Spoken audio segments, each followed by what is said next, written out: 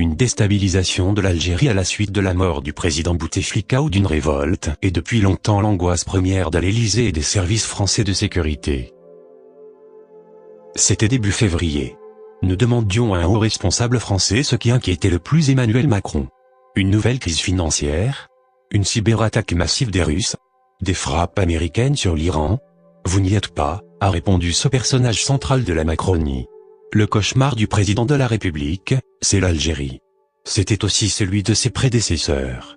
Les plus hautes autorités de l'État sont terrifiées par la perspective d'une grave déstabilisation de notre ancienne colonie après la mort de Bouteflika, président depuis 1999.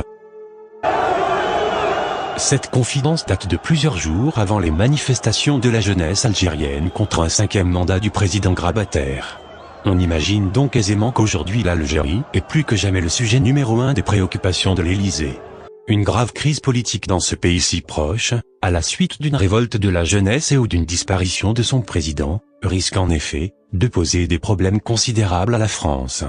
En 2014, déjà, un document confidentiel du Centre d'analyse, de prévision et de stratégie du Quai d'Orsay s'intéressait à la nécrologie prospective représentant une menace pour la France, la mort d'un dirigeant, était-il écrit dans cette note du 2 décembre 2014 adressée au ministre Laurent Fabius et à laquelle nous avons eu accès, n'est pas forcément source de crise, mais plusieurs pays présentent une fragilité particulière lorsqu'ils réunissent les 3 facteurs suivants: l'âge avancé du dirigeant, la concentration excessive du pouvoir, l'absence de mécanisme de succession.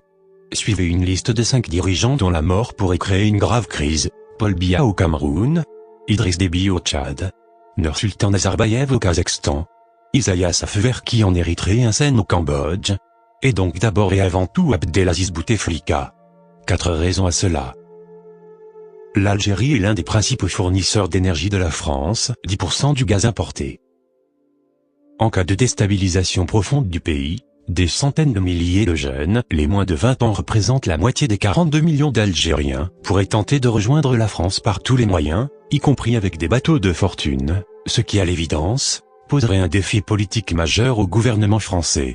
D'autant que l'immigration algérienne en France et sa descendance est nombreuse et attentive à ce qui se passe de l'autre côté de la Méditerranée.